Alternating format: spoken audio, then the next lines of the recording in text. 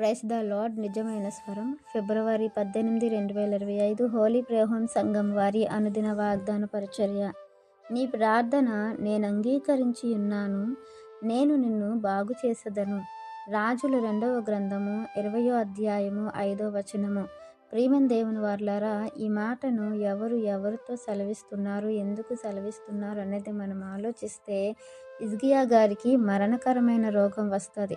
ఆ విషయాన్ని చెప్పటానికి దేవుడు యెషయా గారిని అతని యొద్దకు పంపిస్తారు.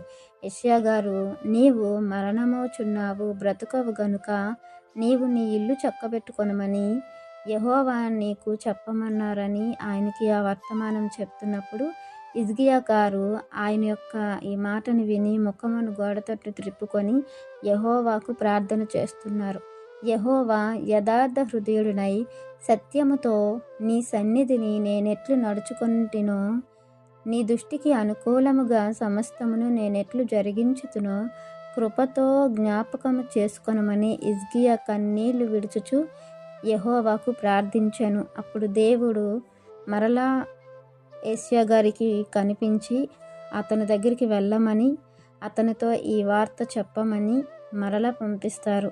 అప్పుడు ఈ మాటను తెలియపరుస్తారు. ఇదిగో, నీ ప్రార్థన నేను విని ఉన్నాను, నీ కన్నీళ్లు విడిచుటి నేను చూచి తిని, కాబట్టి నిన్ను నేను బాగు చేసి మరలా 15 సంవత్సరములు నీకు ఆయుష్నిస్తాను అని దేవుడు చెప్పినట్లుగా హిజ్కియా గారితో యెషయా గారు సెలవిస్తారు. ప్రియమైన దేవుని వారలారా, ఇక్కడ మనము ఆలోచించవలసింది ఏంటంటే, హిజ్కియా గారు దేవుని సన్నిధిలో యథార్థంగా నడుచుకున్నారంట.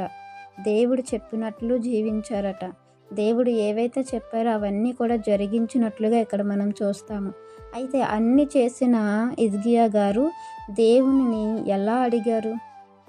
నువ్వు చెప్పినట్లు చేశాను కదా, కాబట్టి నాకెందుకు ఈ మరణకరమైన రోగం, ఎందుకు నేను చనిపోవాలి, నాకు మరి చనిపోకుండా ఆయుష్ను పెంచు అని అడగలేదు. కృపతో నేను నీ దగ్గర ఎలా జీవించానో జ్ఞాపకం చేసుకొని బ్రతిమలాడుకున్నారు. తగ్గింపు కలిగి దేవుని దగ్గర ఉంటే దేవునికి ఎంతో ఇష్టము గనుక ఆ తగ్గింపు కలిగి దేవుడి దగ్గర ప్రార్థన చేసి బ్రతిమలాడుకుంటే దేవుడు కనికరించి అతని యొక్క భక్తి జీవితాన్ని దేవుడు దృష్టించారు గనుక మరలా ఆయుష్కాలాన్ని పెంచుతారు. ప్రియమైన దేవుని వారలారా, భక్తులందరినీ మనం చూస్తే వారికి ఏ కష్టం వచ్చినా దాన్ని ఓర్చుకున్నారు. ఇంకా దేవుని దగ్గర తగ్గింపు కలిగి ఉన్నారు. దేవుడు చెప్పిందే చేశారు. వారి చిత్తాన్ని ఎక్కడ నెరవేర్చుకోలేదు. దేవుని ఇష్టాన్ని, దేవుని చిత్తాన్ని నెరవేర్చుకున్నారు. ఈరోజు మనం చేసే ప్రార్థన ఎలా ఉంది? మనం దేవుడి దగ్గర అడిగే విధానం ఎలా ఉంది?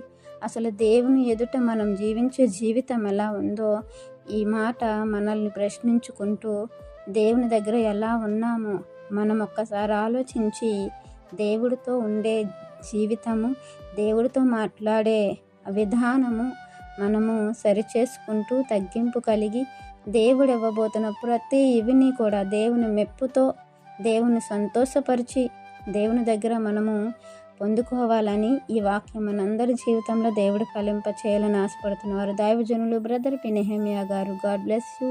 ఆమెన్.